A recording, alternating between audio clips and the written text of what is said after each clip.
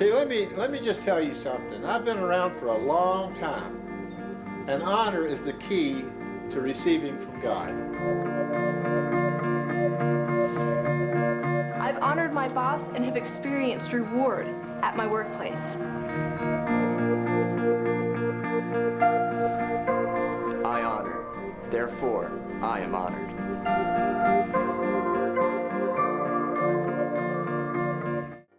Jesus é maravilhoso, não é? Muito bem, muito bem. Meu Deus, meu Deus, meu Deus. Bem-vindos à recompensa da honra. Hoje a nossa lição é sobre honrar líderes domésticos. Sente aí, vamos direto para a palavra de Deus. Eu vou falar mais uma vez, estamos falando sobre honrar os líderes que Deus pôs sobre nós em casa. Há uma certa recompensa que receberemos do céu, amém? Agora, em Efésios, capítulo 6, vamos ler os versículos 2 e 3. Então abra sua Bíblia aí, vamos começar a ler aqui. O apóstolo Paulo diz: honra teu pai e tua mãe, que é o primeiro mandamento, com promessa. Eis a promessa, para que te vás bem e para que você possa viver uma vida longa sobre a terra. Existe uma recompensa em honrar a mãe e o pai. Agora eu quero quebrar isso aqui, vamos ver primeiro. Efésios capítulo 6, verso 2. Honra teu pai e tua mãe. Repitam, honra. Honrar significa tratar como valioso, significa estimar, significa respeitar, significa ter em alto favor, em alta consideração, e a respeito daqueles em autoridade significa o quê? Entregar a sua submissão a eles. Agora, notem que ele diz: honra teu pai e tua mãe, que é o primeiro mandamento, com promessa. Repitam, mandamento. Aí está algo que precisamos entender. Isto é um mandamento, na verdade é um dos 10 mandamentos. Foi o 5º mandamento que Deus deu a Moisés. Honra a teu pai e a tua mãe, para que seus dias possam ser longos. Então, eu quero fazer uma pergunta. Nós esquecemos que nos é requerido, que é uma coisa certa, que nós crentes do Novo Testamento obedecemos os mandamentos de Deus. Eu acho que às vezes hoje na nossa sociedade esquecemos disso. Deus espera que nós, os crentes, obedeçamos os mandamentos. Agora, como eu sei disso? Porque Jesus declarou em Mateus 5,19, ele disse: qualquer um que quebrar um dos menores destes mandamentos e assim ensinar aos homens será chamado menor no reino de Deus. Sabe por que guardamos os mandamentos de Deus? Ou por que um verdadeiro crente, melhor dizendo, deveria guardar os mandamentos? Porque é a evidência de que o amor de Deus está de verdade dentro desta pessoa.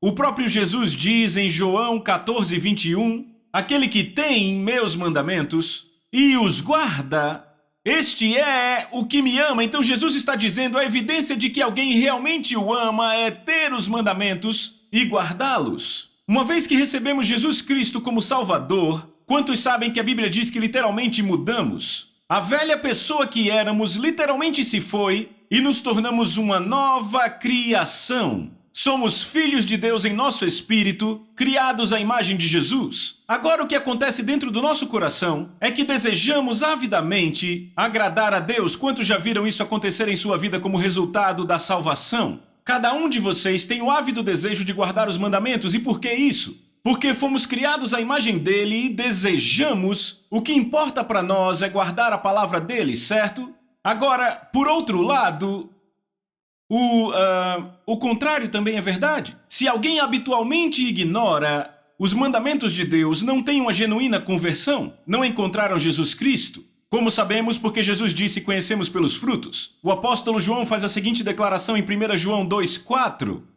Aquele que diz, eu conheço Jesus Cristo, a pessoa que alega conhecer Jesus e não guarda seus mandamentos é um mentiroso. Em outras palavras, está enganado e a verdade não está nele. Então é tão claro quanto está aí. O apóstolo João diz, você diz conhecer Jesus e não guarda os mandamentos, está enganado. A verdade não está nele. Agora, outra vez eu quero dar o significado de honra, porque o apóstolo Paulo, eu diria o Espírito Santo, através do apóstolo Paulo, diz que devemos honrar os pais. O que honra quer dizer tratar como valioso. Repitam, valioso. Significa estimar, respeitar, tratar favoravelmente, ter em alta consideração. Significa entregar sua submissão quando se trata de autoridade. E vendo os pais aos olhos da honra, vamos nos comunicar com eles tanto verbalmente quanto com nossa linguagem corporal. Vamos nos comunicar com eles com respeito e com amor. Deixa eu dizer por quê. Levítico capítulo 19, verso 3. Deus diz: cada um de vocês vai reverenciar sua mãe e seu pai. Repitam, reverenciar. Reverenciar significa o seguinte: considerar alguém com admiração e profundo respeito. Vou dizer de novo. Considerar seus pais com admiração e profundo respeito. E também, a versão do dicionário Webster de 1828 diz que é acompanhado de afeição. Então, se um jovem homem ou mulher fala com seus pais de forma impertinente, irreverente ou descuidada, de forma regular, eles estão externando a falta da verdadeira honra para com seus pais, pois a boca fala do que o coração está cheio, diz a Bíblia. A desonra também pode ser demonstrada no comportamento, tanto quanto pelo tom da voz, um revirar de olhos, um olhar de reprovação, pés que se arrastam para atender um pedido, reclamações e daí por diante, e a Bíblia fala disso. Agora, desonrar nossos pais tornou-se literalmente um estilo de vida em nossa sociedade, especialmente na América. Sabe, eu fico olhando a vários filmes. Quando meus filhos eram mais novos, havia vários filmes classificados como livres que eu literalmente tinha que dizer à minha família: ouçam, não podemos assistir isso aqui. E a razão, sabe, não era porque havia sexo no filme, não era porque havia palavrão, é porque as crianças falavam de forma tão irreverente e de uma forma desonrosa com seus pais. E eu pensava: isto será mais danoso para meus filhos do que eles virem alguém bebendo em um filme. Eu não quero que eles vejam isso. E então havia filmes que as pessoas classificavam como grandes filmes, filmes para a família, e não assistíamos. Estão comigo porque, sabe, é impressionante. As crianças que falavam desrespeitosamente com os pais acabavam sendo os heróis. Acabavam tendo o que desejavam. E eu disse: eu não vou ensinar isso aos meus filhos. Então não assistíamos, e alguém poderia dizer: rapaz, isso é um pouco extremo, John Bevere. Bem, deixa eu dizer o seguinte: eu não acho, porque ouça o que Deus diz em sua palavra e lembrem, crescemos numa sociedade que tem isso embutido, mas o que temos que fazer é descobrir o que o rei fala sobre o seu reino, não é? Deuteronômio, capítulo 27, verso 16, ouçam com atenção. Deus disse: maldito, repitam, maldito, é aquele que desonra seu pai ou mãe. E todo o povo dirá amém. Eu vou ler outra vez. Maldito aquele que desonra seu pai ou sua mãe, e todo o povo diz amém. Essa é a versão da Bíblia amplificada para Deuteronômio 27:16. Agora, a palavra maldito é uma palavra bem forte. Esperamos que Deus diga: maldito é aquele que assassina, ou maldito é aquele que pratica feitiçaria, ou maldito é aquele que rouba. Mas para Deus dizer maldito é aquele que desonra seus pais, isso é pesado. Estão comigo? Agora deixa eu ir para a Bíblia a Mensagem. Eu amo esta Bíblia porque ela é muito contemporânea. E a Bíblia a Mensagem diz assim: a maldição de Deus está sobre qualquer um que trata mal seus pais. Todos respondem sim, absolutamente. Ouçam isso de novo. A maldição de Deus está sobre qualquer um que trata mal. Como assim? Quer dizer reduzir alguém a um estado mais baixo. Significa subvalorizar. Significa não respeitar. Estão comigo? Vemos isso hoje na nossa sociedade. Viram como algumas crianças tratam mal seus pais, o que elas estão fazendo, reduzindo eles ao nível delas? Estão comigo? Deus diz que essa pessoa está sob a maldição dele. Agora, não é impressionante que Deus diga isso? Isso não acompanha a nossa sociedade, mas é o que Deus diz. Estão comigo? Agora, vamos rever o conceito de desonra, porque é o que ele diz: maldito é aquele que desonra pai e mãe. Desonrar é tratar como comum, é tratar como ordinário, significa tratar como algo inferior, certo? Há vários exemplos nas Escrituras de filhos que desonram seus pais e a maldição que vem sobre suas vidas. Eu vou falar de 2 hoje. O primeiro que vem à minha mente é um jovem chamado Cã. Agora, Cã é o filho mais novo de Noé. Quantos sabem que Noé tinha 3 filhos? Ele tinha o quê? Jafé, Sem e Cã, certo? Cã era o mais novo. Houve o dilúvio, você lembra Noé, não é? O cara da arca, lembram? Então, Noé, depois do dilúvio, se tornou fazendeiro. E sabe, talvez Noé ficou um pouco deprimido porque, sabe, ele era o último pai na face da terra e tinha toda essa reconstrução. Então, uma noite, ele ficou bêbado com bebida fermentada, ok? E ele está lá sentado em sua tenda e ele está tão bêbado que tira completamente toda a sua roupa. Então, totalmente nu e bêbado, certo? Cã, seu filho mais novo, entra na tenda, certo? E vê o seu pai totalmente nu e totalmente bêbado. E ele se vira, sai e conta para todo mundo. Todo mundo naquela época era sem Jafé, certo? E ele chega lá e diz: caras, papai está bêbado como eu consigo ver ele zoando. Enquanto fala, papai está bêbado como um gambá e completamente nu ali. Agora, Sem e Jafé tinham um coração diferente. Quando ouviram sobre seu pai, eles colocaram uma capa sobre seus ombros e andavam de costas. Eles não queriam nem ver a nudez do seu pai. Estão comigo? Sabem, às vezes eu me entristeço quando eu vejo pessoas se alegrando com os erros dos seus líderes. Porque aquela alegria mostra o coração errado, o coração de desonra dessas pessoas.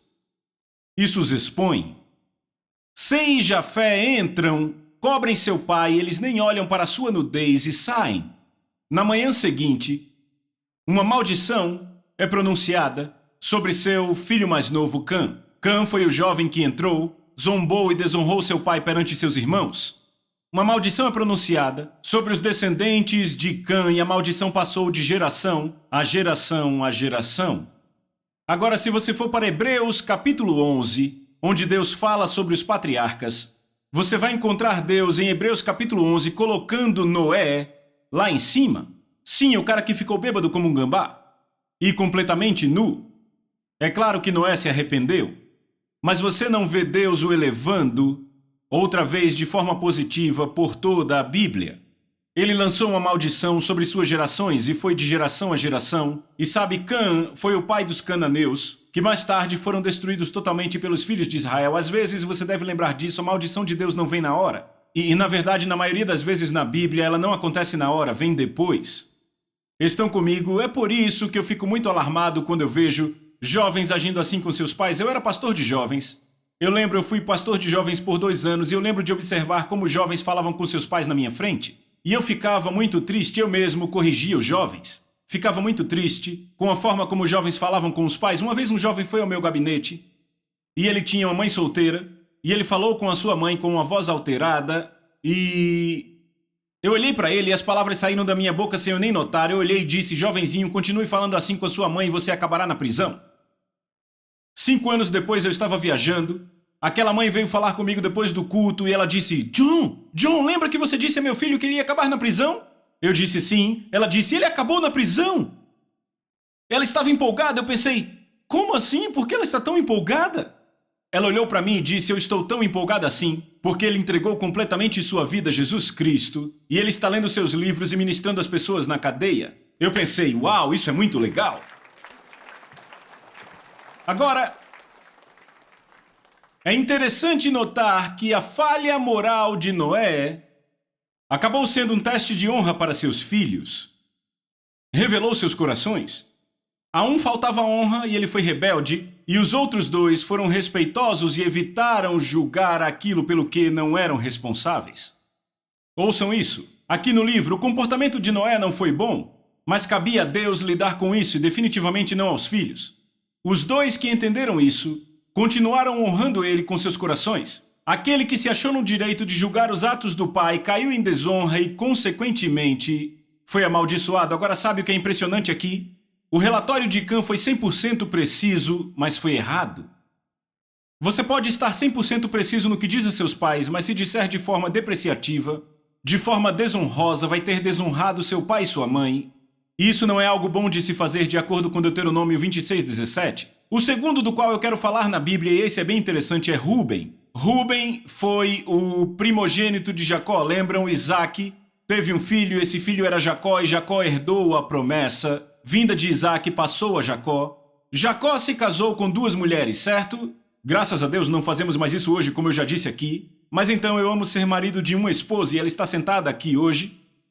Mas Jacó teve 2 esposas e as 2 esposas eram 2 irmãs. Uma era Lia e uma Raquel. Agora havia uma rivalidade entre Lia e Raquel. Ok? Por quê? Porque Jacó amava Raquel e apenas tolerava Lia. Porque ele não queria ter se casado com ela. Então há uma grande rivalidade entre elas. Agora, o que é interessante aqui é que o que acontece é que Ruben é filho de Lia e ele é o primogênito.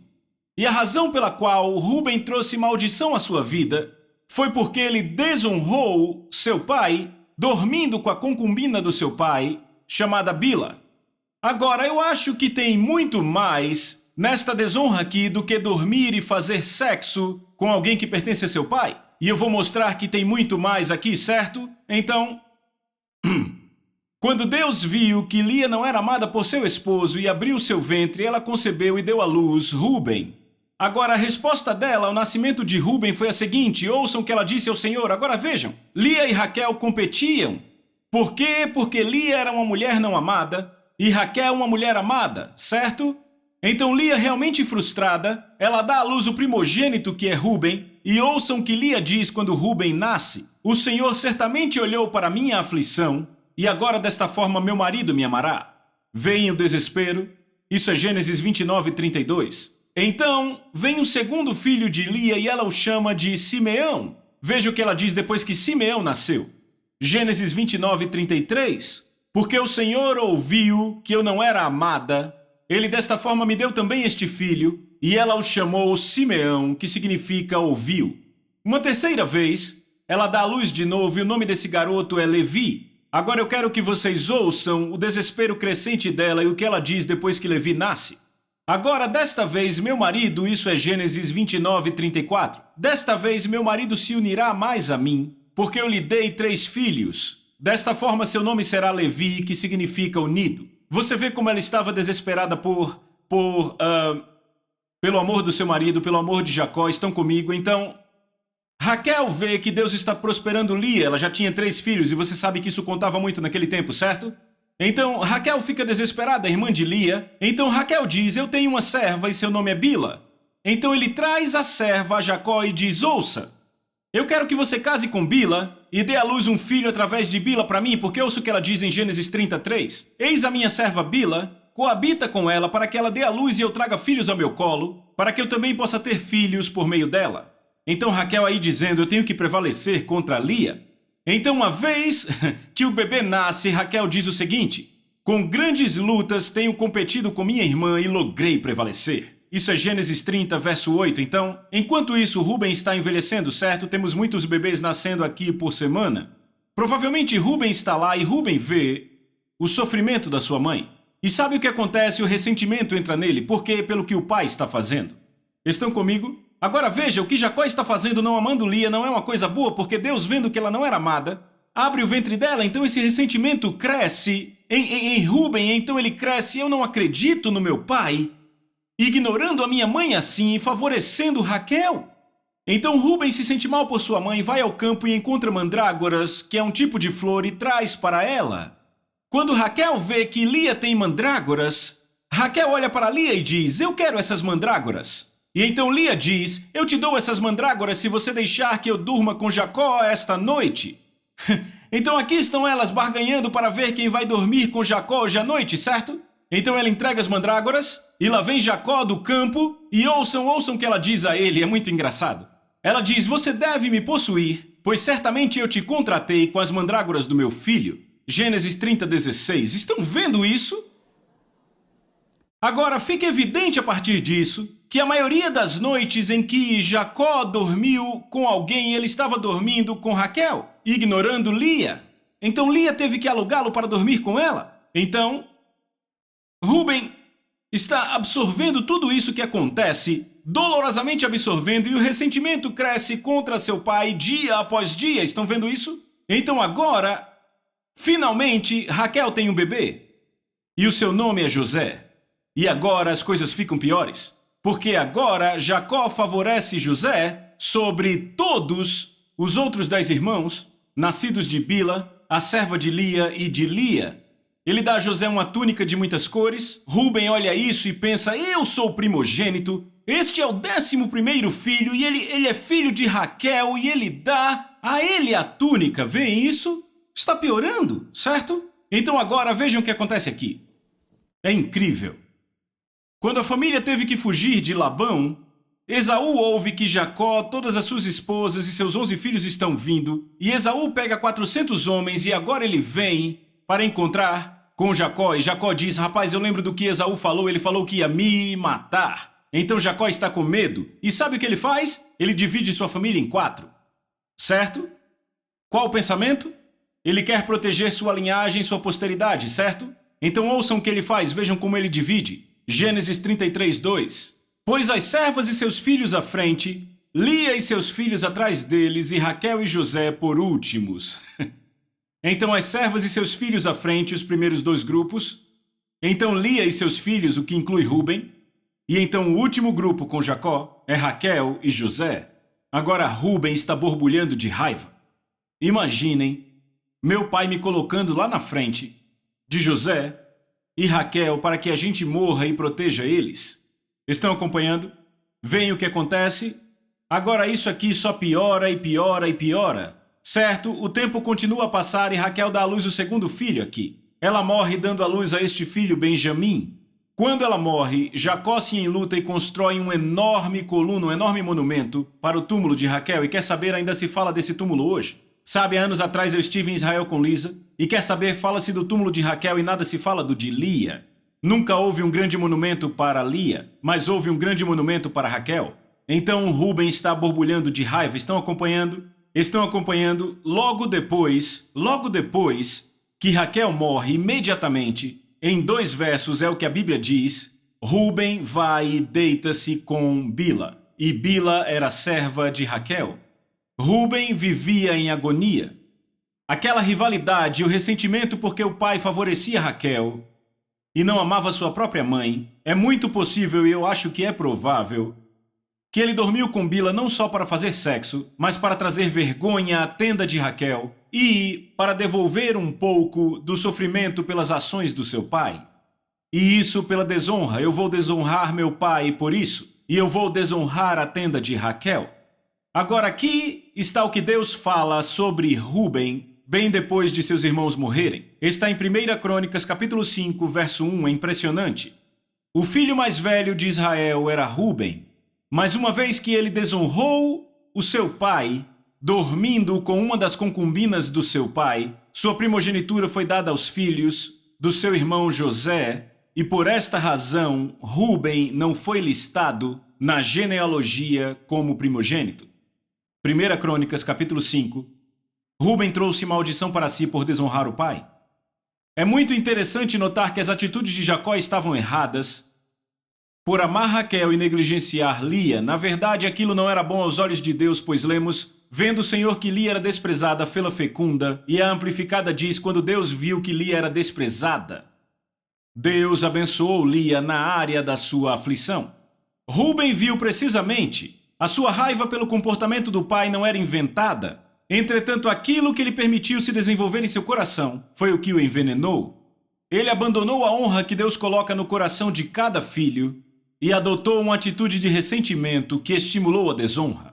Ele permitiu que isso crescesse a um ponto que ele justificasse seu comportamento desonroso para com seu pai e isso lhe custou caro. Ele perdeu sua primogenitura. Isso era algo muito pesado, especialmente para um jovem naquela época. Eu quero lembrar vocês, em uma sessão anterior, lembram de Ana? Ana foi insultada pelo sacerdote Eli, mas ela não permitiu que aquele comportamento desonroso a demovesse de fazer o que Deus nos ordena, honrar os que estão em autoridade. Ela recebeu recompensa completa. Rúben, por outro lado, perdeu sua recompensa, sua herança. Estava 100% certo sobre o comportamento do seu pai, mas estava 100% errado na sua reação. Eu posso falar de outro homem que fez o mesmo? Absalão. Davi não puniu Amon por estuprar a irmã de Absalão. Absalão desonrou seu pai e isso custou-lhe a vida, ele foi amaldiçoado. Deus é muito específico quando ele diz maldito aquele que desonra seu pai ou sua mãe. Estão comigo? Deixa eu falar algo sobre Rúben, porque eu fico muito movido pelo que aconteceu com ele. devemos lembrar que nunca devemos permitir que o comportamento errado de outra pessoa nos afete. Eu vou dizer de novo, não devemos nunca deixar que o comportamento errado de alguém nos afete. Vocês lembram de Moisés e os filhos de Israel no deserto? Em Números capítulo 20 diz que eles chegaram num lugar sem água e já fazia tempo que estavam sem água. E os filhos de Israel reclamavam de novo. Ouçam com atenção. Lembrem-se que Moisés realmente queria chegar à terra prometida, não queria? Ei, vamos! Mas quer saber, por causa do comportamento deles, do comportamento estúpido, não entraram na terra prometida por 40 anos? Não por causa de algo que ele fez, mas por causa do que eles fizeram. E agora reclamam de novo, e a reclamação deles foi o que custou os 40 anos no começo. E Deus diz a Moisés, fale a rocha e a água sairá. Moisés está tão frustrado que ele pega o cajado e diz, aqui está, seus rebeldes, podemos trazer água dessa rocha, e acerta 2 vezes. E o que é impressionante, a água sai da rocha. O milagre aconteceu, mas depois que beberam e ficaram, somos tão estúpidos. Deus diz, Moisés, vem aqui, quero falar com você. Você não vai entrar na terra prometida pelo que fez?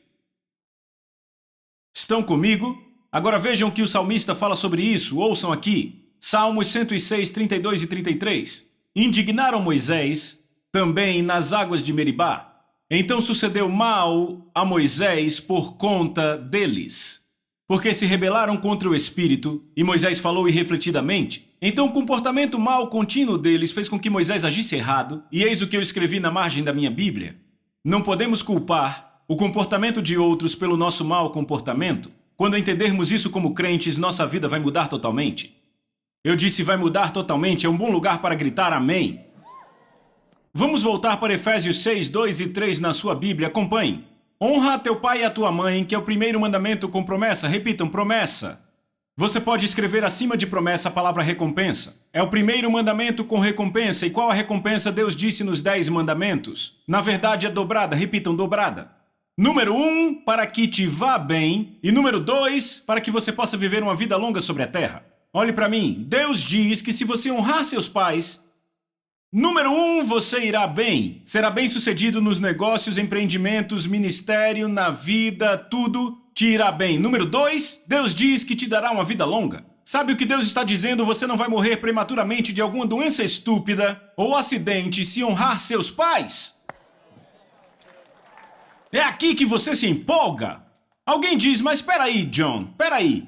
Eu conheço alguém que honrou os pais e morreu prematuramente. Temos que entender algo. Todas as promessas de Deus na Bíblia não são automáticas, são adquiridas por fé. E você diz, ei, peraí, o que você quer dizer com isso? Eu vou dar um exemplo. Se olharmos para Isaac, Deus fez uma promessa que por Isaac a semente viria, não é? As nações viriam de Isaac. Quem escolheu a esposa de Isaac? Deus. Lembram que o servo de Abraão foi e ele orou e ele disse, Senhor, a mulher que o quê? Me der algo para beber, me der água do poço e der a todos os meus camelos de beber, que ela seja aquela que você apontou. Deus, você apontou para Isaac. Bem, lá vem Rebeca assim que ele terminou a oração. Ela dá água a ele e diz, deixa eu dar água aos camelos. E o servo de Abraão, uau! Certo? Oração respondida bem diante dos olhos. Então, aqui está a mulher que Deus escolheu para Isaac. O servo de Abraão a leva para Isaac. Eles se apaixonam, eles casam. Mas acontece que Rebeca é estéril. Não pode ter filhos. Mas espera aí, por que Deus apontaria uma mulher que não pode ter filhos para ser esposa de Isaac? As nações deveriam vir de Isaac? Se a promessa for automática, por que ele tem uma mulher estéril? Ouçam isto. Não aconteceu até...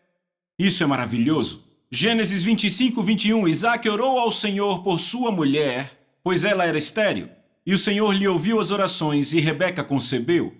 A Amplificada diz, Isaac orou muito ao Senhor por sua mulher, porque ela não podia dar à luz um filho. Não aconteceu até que Isaac clamou ao Senhor, e o que ele clamou, Senhor, você me prometeu por aliança, que as nações viriam por mim. Você terá que abrir o ventre dela, pai, para que isso aconteça. Ele estava repetindo ao Senhor a aliança, e quando ele orou fervorosamente, Deus abriu o ventre dela, e aí vem a promessa. Porque as promessas de Deus não são automáticas, devem ser tomadas por fé. Vejam, deixa eu falar algo a vocês. A Bíblia diz assim, para sempre, ó Senhor, a tua palavra está estabelecida no céu. Conhecem? É Salmos 119, eu vou dar a referência para você escrever. Diz em Salmos 119, 89, para sempre, ó Senhor, tua palavra está firmada ou estabelecida no céu. Notem que Deus não diz para sempre, ó Senhor, tua palavra está firmada na terra. Ele diz firmada no céu. Veem, então como ela é estabelecida na terra? Bem, a Bíblia diz que da boca, repitam boca, de 2 ou 3 testemunhas toda a palavra é estabelecida. Estão acompanhando? Deus diz em Isaías 55, assim será a palavra que sair da minha boca. Não voltará para mim vazia. Como ela retorna para ele? Quando falamos com nossa boca. Então Deus é o primeiro, nós os segundos. Falamos nessa terra, estabelecemos na terra. Então você aí sentado pode tomar essa promessa de honrar seus pais e dizer, ei, tudo me irá bem, está tendo problema com negócios, diga, ei, eu honro meus pais, meus negócios irão bem. Meus filhos são abençoados porque eu honrei meus pais. É o que eu creio que tenho filhos benditos porque eu e Liz honramos nossos pais. Estão comigo? Então somos abençoados. Podemos requerer esta promessa, podemos falar esta promessa, não fique chateado com a palavra requerer porque é exatamente o que Deus quer dizer. Estão comigo? Ele quer que nos apropriemos. Está comigo? Sabe o que é maravilhoso? A única coisa que faz diferença entre alguém que está vivendo uma vida abençoada e abundante e alguém que não está, ambos crentes, é o que estão falando. Deus diz em Deuteronômio 30:19, Bíblia amplificada, eu chamo céu e terra para testemunhar contra você que hoje te propus vida e morte, bênçãos e maldições. Escolhe, pois, a vida. Como escolhemos a vida? Provérbios 18:21, morte e vida estão no poder da língua, e aqueles que o quê? Bem a utiliza, dela comerá. Por que cargas d'água falaríamos fracasso, derrota das nossas vidas quando honramos nossos pais e temos promessa garantida? Tudo te irá bem. Pegaram isso? Pegaram isso? Agora, eu quero falar bem rápido sobre isso, porque nós não temos só filhos em casa, mas também temos o relacionamento marido e mulher. O que a Bíblia diz que a mulher é chamada a honrar seu marido em casa, porque no lar, o marido é o líder doméstico do lar, certo? Ele é o cabeça da casa, ou seja, ele é o cabeça da união entre o marido e a esposa, certo? Efésios 6:23 na Bíblia amplificada. Ouçam isso com atenção. Que a esposa cuide de respeitar e reverenciar seu marido. Que ela dê atenção a ele, que o considere, honre a ele, prefira a ele, venere-o e o estime, e que ela se submeta a ele, louve-o, ame e admire extremamente. Não fui eu que disse isso? Eu quero dizer algo. É como a minha esposa me trata, isso aí. E eu vou te dizer algo, a minha esposa é uma mulher muito abençoada. Ela recebe recompensas porque ela honra seu marido. Ela honra Deus primeiro, mas honra seu marido. Estão comigo? Eu disse, estão comigo? Provavelmente eu vou falar de forma mais apropriada e extensiva sobre o marido honrar a esposa em sessões futuras. Porque eu quero falar mais disso, pois eu vejo mais necessidade disso na América do que as mulheres honrando os maridos. Ok, então eu vou falar isso por agora, mas como eu tenho que cobrir tudo, eu devo ler isto aqui. Eu devo dizer isso e é verdade, porque há situações em que esposas não falam respeitosamente com o marido. Eu já vi esposas, eu estava acompanhado de pessoas e vi esposas falando mal com os maridos, desvalorizando os maridos, criticando os maridos, caçoando dos maridos, e o que estão fazendo? Estão desonrando o marido. E a coisa triste é que elas não estão machucando o marido, estão machucando a si mesmas. Por quê? Porque perdem a recompensa. Sabe, eu lembro, estava numa igreja enorme na Europa, e veio uma mulher nessa igreja enorme e disse para mim, você é a razão por eu ainda estar nesta igreja? Eu disse, como assim? Ela disse, John, há muitos anos atrás essa igreja passou por uma enorme mudança de liderança. Meu marido e eu temos que dirigir uma grande distância para chegar aqui e ele olhou para mim e disse, sabe, talvez agora seja tempo, já que mudou a liderança na igreja, de acharmos uma igreja perto de casa porque dirigimos tanto para chegarmos na igreja e começaram a procurar uma igreja na vizinhança, perto da sua casa, e acharam uma pequena igreja e a esposa adorou aquela igreja. Mas o marido olhou para a esposa e disse, quer saber? Eu sinto que o lugar certo ainda é nossa velha igreja. Precisamos voltar para lá. E a esposa relutantemente o fez, mas continuou indo aos domingos à igreja pequena. Bem, Os líderes daquela igreja falaram com ela e disseram: ei, quando você vai realmente dizer sim para o chamado de Deus e dizer para o seu marido vir de uma vez para essa igreja? Eu fico horrorizado com esse tipo de liderança, horrorizado. Ok, isso é uma autoridade espiritual interferindo na autoridade doméstica e as linhas não se cruzam assim. E ela disse: John, no dia seguinte eu marquei um encontro com o líder da igreja anterior e com meu marido. E eu ia dizer: olha, meu marido está vindo para essa igreja, mas eu não, eu vou para outra igreja. E ela disse: mas eu acabei comprando o seu livro Debaixo das Suas Asas, que é um livro que fala sobre autoridade espiritual. E ela disse: eu comprei na livraria da igrejinha pequena. E ela disse: eu comecei a ler aquele livro. E ela disse: eu li a noite inteira e percebi como eu estava errada, desonrando meu marido. E ela disse: na manhã seguinte, depois daquela noite, eu orei a Deus e me arrependi. Na manhã seguinte, eu olhei para o meu marido e disse: sinto muito, eu não vou embora da nossa igreja original. Se é o lugar onde devemos ir, eu estou com você. Falou com o pastor arrependida. E sabe o que aconteceu um mês depois? Ela estava num culto na igreja original. A esposa do pastor a apresentou a outra mulher e ambas tiveram uma ideia para um negócio de sucesso. E abriram um negócio e o negócio vai muito bem e dão muito dinheiro para o reino de Deus. Ela disse: John, eu não seria bem sucedida nos negócios hoje. Se eu tivesse ido para a igrejinha, de fato eu estaria divorciada. Ela disse: a propósito, a igrejinha nem mais existe. Ela disse: porque eu me submeti e honrei meu marido, Deus me abençoou e minha recompensa, meu negócio está prosperando.